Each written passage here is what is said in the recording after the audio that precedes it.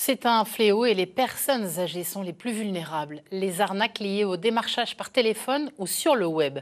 À Putelange, au Lac et plus généralement autour de Sarralbe-en-Moselle, les gendarmes enregistrent des dizaines de plaintes liées à des escroqueries de ce type. Des ateliers sont donc régulièrement organisés pour les sensibiliser aux dangers de ces coups de fil, mail ou SMS malveillants. Marie-Luf avec Stéphane Matuchet.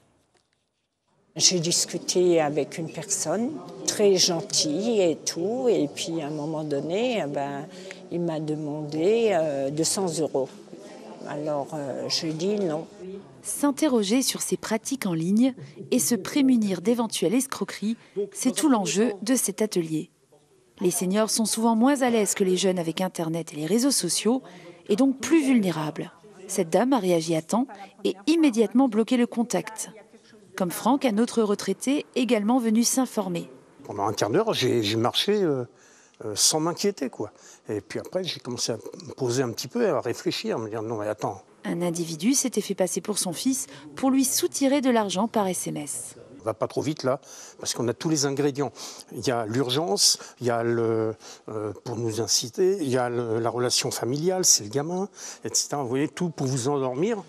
Dans les courriels, on retrouve souvent des logos institutionnels utilisés par les escrocs pour induire leurs interlocuteurs en erreur.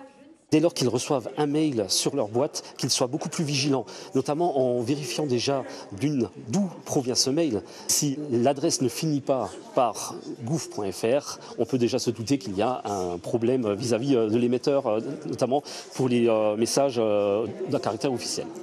Et pour les individus qui se présenteraient au domicile, le gendarme conseille de réclamer une carte professionnelle. D'ailleurs, à Putelange-au-Lac, le démarchage est interdit par arrêté municipal. D'autres mesures existent. Les habitants peuvent aussi s'informer auprès de France Service. Nous, ce qu'on va apporter, c'est un accompagnement. Un accompagnement et aussi une écoute, parce que c'est très important pour eux. Ils sont là, ils sont des fois désespérés, ils ne savent pas comment ils ont été arnaqués. Après cet atelier, d'autres rendez-vous sont prévus pour continuer ce travail pédagogique.